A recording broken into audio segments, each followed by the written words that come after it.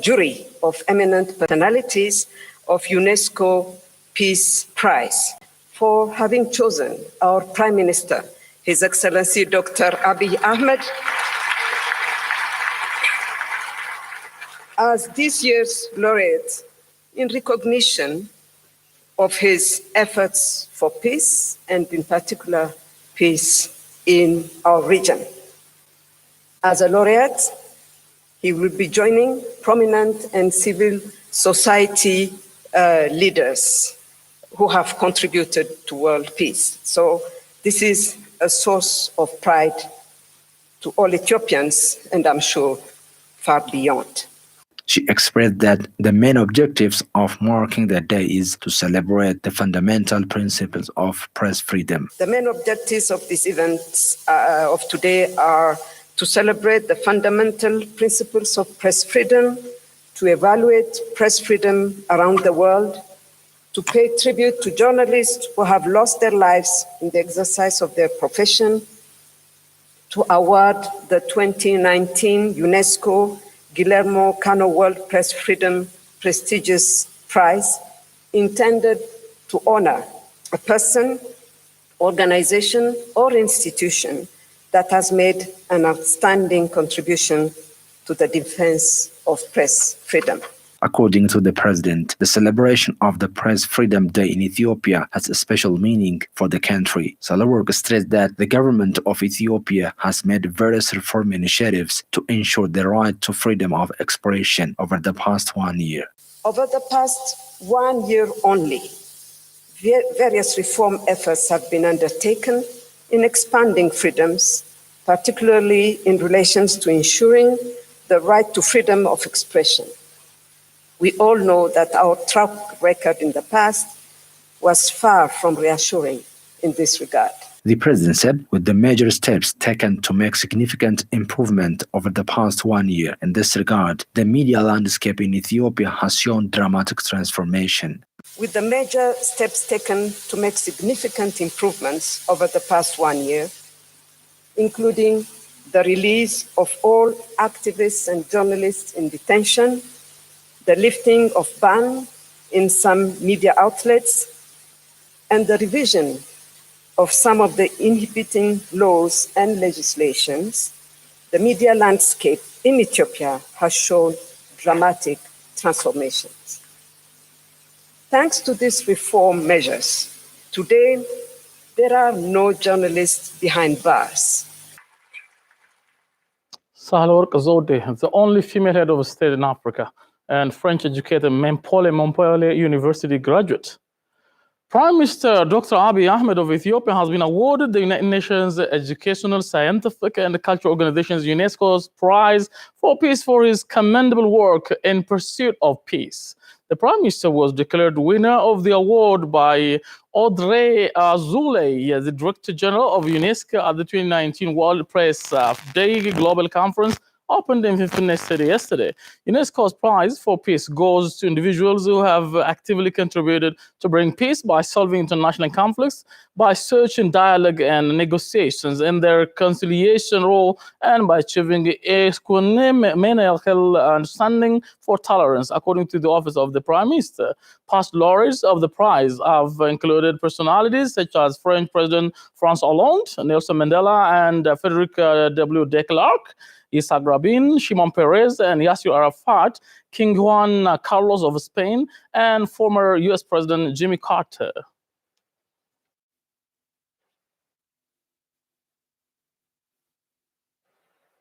This award, in full called UNESCO Felix Houphouët-Boigny, actually named after the first president of Cote d'Ivoire and established in 1989.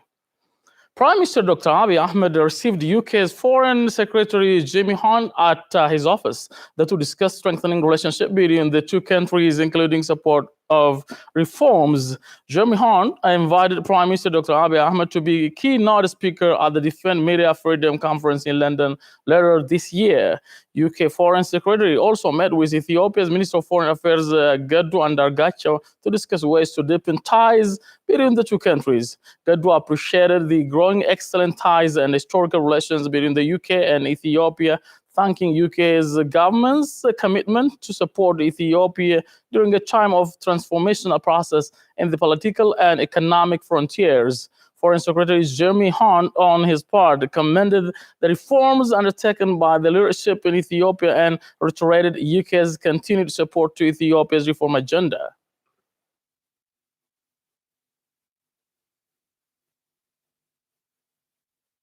In related news, the UK government has announced a £15.5 million support to help Ethiopia run transparent, free and fair elections next year. Foreign Secretary Jeremy Hunt made the announcement at the 29th World Press Freedom Day celebration started in the Ethiopian capital of Infine City. They said the money will build the capacity of elections board to run the election, which will make electoral operations more transparent and enhance communications and engage for the National Election Board of Ethiopia. It will also prevent electoral violence through enhanced monitoring and early warning to improve effectiveness of electoral dispute mechanisms, according to Jeremy. The Foreign Secretary also expressed his delight, quote, to be in Ethiopia, where under Prime Minister Abiy's leadership, the new government has transformed political discourse by allowing the creation of hundreds of websites, blogs, and newspapers.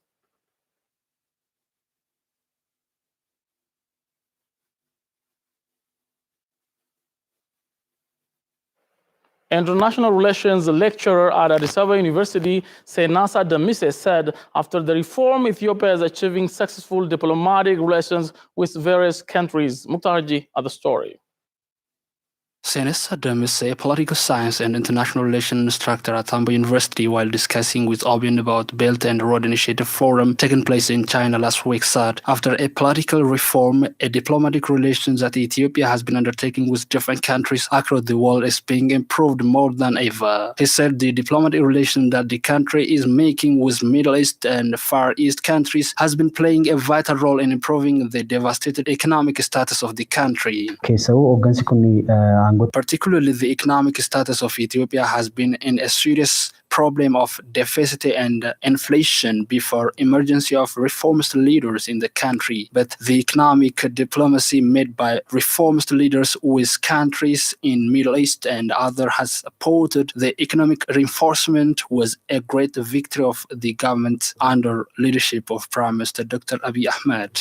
According to Senasa, Belt and Road Initiative Forum in China could be resulted with three main victories. On the Belt and Road Initiative Forum in China, three main things were happened: the cancellation of a loan, extending of duration for payment of the loan, and extra support to the country by China were the most important issues. Senasa witnessed that Prime Minister of Ethiopia, Dr. Abiy Ahmed, has been undertaking a very impressive diplomatic relations with all international communities.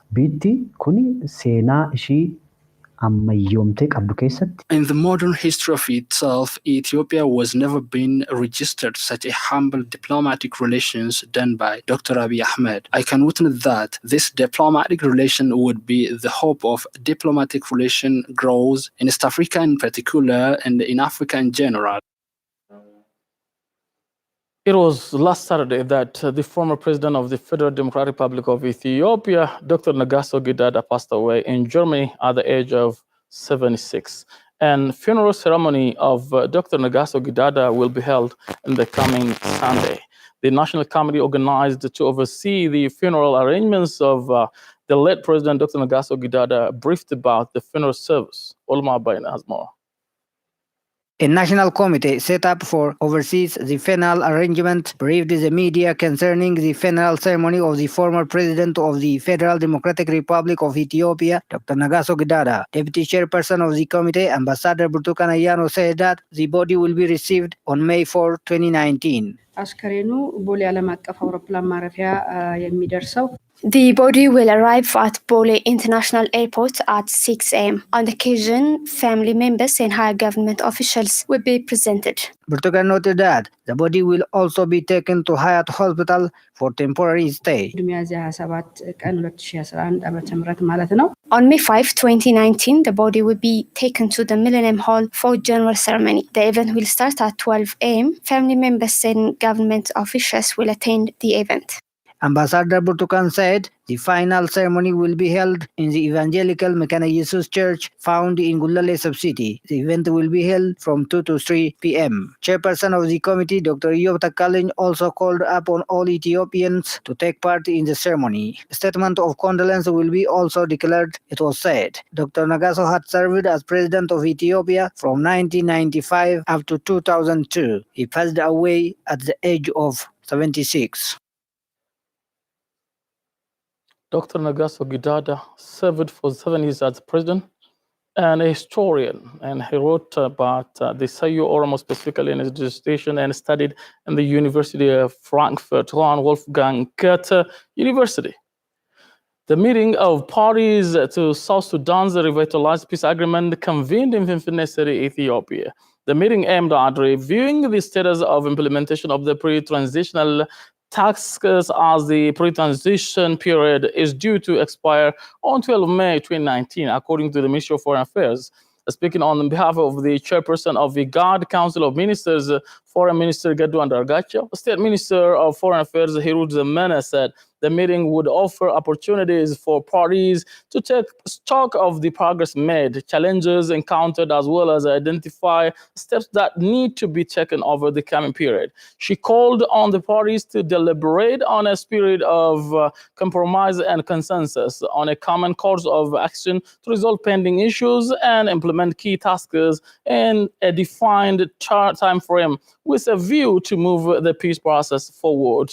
Special representative of the Secretary General for South Sudan and head of the United Nations mission in South Sudan, and Ms. David Schiller, spoke on the way forward in the implementation of the revitalized agreement.